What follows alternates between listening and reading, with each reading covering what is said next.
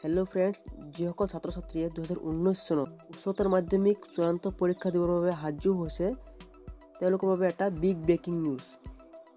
ইতিমধ্যে অসমৰ শিক্ষামন্ত্ৰী সিদ্ধাৰ্থ ভট্টাচাৰ্যদেৱে ঘোষণা কৰিছে উচ্চতৰ মাধ্যমিক পৰীক্ষাৰ সময়সীমা পূৰ্বতকৈ আগুৱাই দিছে বুলি।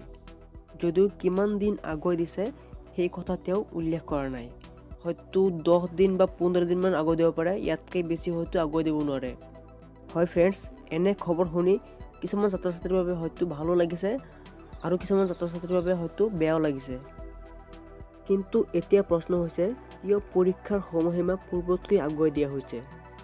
কিছুমানে হয়তো ভাবিছে লোকসভা নিৰ্বাচনৰ কাৰণে পৰীক্ষাৰ সময়সীমা পূৰ্বতকৈ আগুৱাই দিয়া হৈছে নেকি?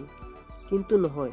ইয়াৰ প্ৰধান কাৰণ হৈছে সৰ্বভাৰতীয় প্ৰতিযোগিতামূলক পৰীক্ষাত ছাত্ৰ ছাত্ৰীৰ সুবিধাৰ প্ৰতি লক্ষ্য ৰাখি চৰকাৰে এই সিদ্ধান্ত গ্ৰহণ কৰিছে, যাতে চৰকাৰে ছাত্ৰ ছাত্ৰীক সোনকালে মাৰ্কশ্বিট যোগান ধৰিবলৈ সক্ষম হয়।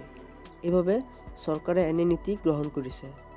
তো ফ্ৰেণ্ডছ, শিক্ষামন্ত্ৰী নিজেই ঘোষণা কৰিছে, মই আপোনাক দেখাই দিম। সৰ্বভাৰতীয় যিটো প্ৰতিযোগিতামূলক পৰীক্ষা থাকে, এই প্ৰতিযোগিতামূলক পৰীক্ষাবোৰত বহুতো সময়ত আমাৰ ছাত্ৰ ছাত্ৰীয়ে একেবাৰে মূৰামূৰি সময়ত মাৰ্কশ্বিট পোৱাৰ কাৰণে দৌৰাদৌৰি লাগে।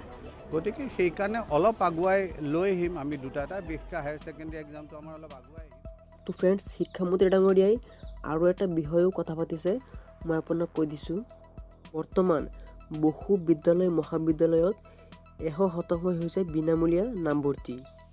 বিনামূলীয়া নামভৰ্তিৰ বাবে বহু অভিভাৱকে লৈছে ভুৱা উপাৰ্জনৰ প্ৰমাণপত্ৰ। সেইকাৰণে চৰকাৰে ৰিভেৰিফিকেশ্যন কৰি সম্পূৰ্ণ চালি জাৰি চাই ছাত্ৰ ছাত্ৰীক বিনামূলীয়া নামভৰ্তিৰ সুযোগ দিব। এতিয়া মাথো দৰিদ্ৰ সীমাৰেখাৰ তলত থকা ব্যক্তিসকলেহে বিনামূলীয়া নামভৰ্তিৰ সুযোগ গ্ৰহণ কৰিব পাৰিব, আৰু যিসকল লোক দৰিদ্ৰ সীমাৰেখাৰ তলত নপৰে তেওঁলোকে বিনামূলীয়া নামভৰ্তিৰ সুযোগ গ্ৰহণ কৰিব নোৱাৰে। যদিও শিক্ষামন্ত্ৰী ডাঙৰীয়াই আৰু এটা কথা ঘোষণা কৰিছে, ছাত্ৰ ছাত্ৰীসকলক সময়তকৈ আগত কিতাপ পত্ৰ যোগান ধৰাৰ প্ৰচেষ্টা হাতত লৈছে। তো ফ্ৰেণ্ডছ, এই খবৰটো শুনি আপোনালোকৰ কেনেকুৱা লাগিছে? তো আপোনালোকে আপোনালোকৰ মতামত কমেণ্টছ বক্সত জনাবলৈ নাপাহৰিব। তো ফ্ৰেণ্ডছ, থেংক ইউ।